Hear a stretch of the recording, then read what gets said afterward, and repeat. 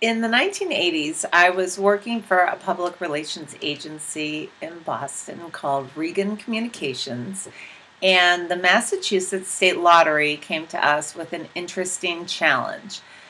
They had been getting a lot of negative publicity surrounding the perception that what the lottery did was promoting gambling.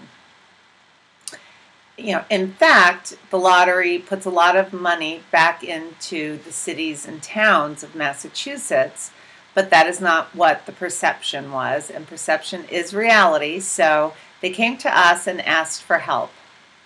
We created a program that focused on a very grassroots effort that targeted the media in the cities and towns of Massachusetts as well as directly going to the residents. This started with media training the state treasurer who runs the lottery in Massachusetts and preparing him for all potential questions that he could get from the media as well as any residents. We then began a months-long interview schedule for him, booking him with the daily newspapers as well as the weeklies in all of the cities and towns. We would bring him we'd be gone for a week at a time and bring him to each of these towns and conduct these interviews no matter how big or small the newspaper was, because they were all important. Everybody read them. And then when we visited each of these areas, we would also organize to be a part of their town meeting.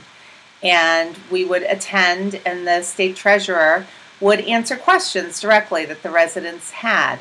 And he would be able to tell them face to face that the lottery was actually putting money back into the cities and towns, creating such things as a playground that had just been built. And we would always cite a recent example of something so that the residents could see something tangible that was a result of the lottery.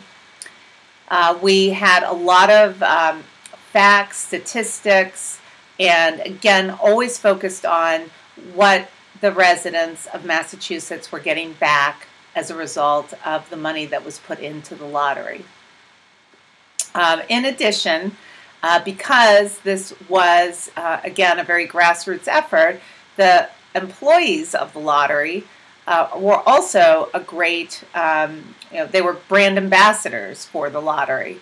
So we educated them by writing articles about what we were doing, placing the articles that we had obtained in these newspapers into the newsletter so they could understand what was happening and help dispel any misconceptions that they might have.